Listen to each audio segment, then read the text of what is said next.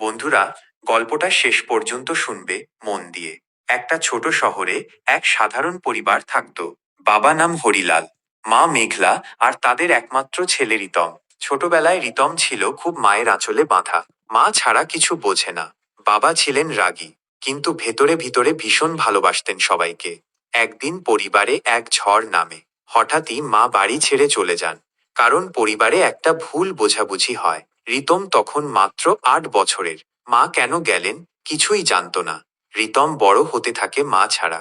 স্কুলে যখন বন্ধুদের মা এসে টিফিন দেয়, রিতম চুপ করে জানালার বাইরে তাকিয়ে থাকে। রাতে লুকিয়ে মায়ের পুরনো শাড়ি জড়িয়ে কাঁদতে কাঁদতে ঘুমিয়ে পড়ে। বাবা ধীরে ধীরে বদলে যান। রিতমের দেখাশোনা করেন, তাকে মানুষ করেন। কিন্তু রিতমের ভেতর একটাই প্রশ্ন, আমার মা কোথায় গেলেন? রিতম এখন কলেজে পড়ে, ভালো ছাত্র, ভদ্র, কিন্তু ভেতরে ভিতরে গভীর একটা দুঃখ নিয়ে বাঁচে। কাউকে কাছে আসতে দেয় না। মায়ের অভাব তাকে একটা রুক্ষ মানুষে পরিণত করে। একদিন বাবার ঘরে একটা পুরনো চিঠি পায়। সেখানে লেখা, আমি দোষী ছিলাম না, তবু গিয়েছিলাম।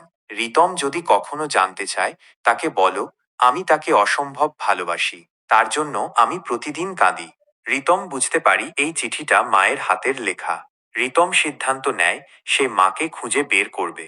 বহু জায়গায় খোঁজ করে, পুরনো আত্মীয়, বন্ধু বান্ধব, ফেসবুক, সব জায়গায় খোঁজে। একদিন এক বৃদ্ধাশ্রমে খোঁজ মেলে মেঘলা নামের এক নারী, যার কোনো পরিবার নেই, চুপচাপ থাকেন সব সময়। রিতম ছুটে যায়। বৃদ্ধাশ্রমের জানালার পাশে একজন নারী বসে আছেন, চুল সাদা, চোখে জল। রিতম চিৎকার করে ওঠে, মা! মেঘলা এক দৃষ্টিতে তাকিয়ে থাকেন, চোখ ছলছল করে ওঠে। দুজনেই ছুটে এসে জড়িয়ে ধরেন একে অপরকে। মা আর ছেলে একে অপরের মুখে হাত রেখে কাঁদেন। মা বলেন, তুই যদি না ডাকতিস আমি কোনোদিন নিজেকে মাফ করতে পারতাম না। রিতম বলেন, তুমি কেন গেলে মা? আমি তো তোমার কাছে কোনো ভুল করিনি। মা কাঁদতে কাঁদতে বলেন, সবাই ভুল করেছিল রে বাবা, কিন্তু তোকে না বলে চলে যাওয়াটাই আমার জীবনের সবচেয়ে বড় ভুল। রিতম মাকে বাড়ি নিয়ে আসে। বাবা প্রথমে কিছু বলেন না। রাতে মেঘলা বাবার সামনে এসে দাঁড়ান। হরিলাল বলেন, আমি জানি তুই দোষ করিসনি। আমরাই তোকে তাড়িয়ে দিয়েছিলাম। এখন ফিরেছিস, ঘর আলোকিত হয়েছে। তিনজন আবার একসাথে বসে খায়, গল্প করে, হাসে। রিতম বলে, আজ আমার জীবন আবার শুরু হলো। এখন বুঝি কোনো সম্পর্কই শেষ হয়ে যায় না, যদি মন থেকে কেউ কাউকে ডাকে।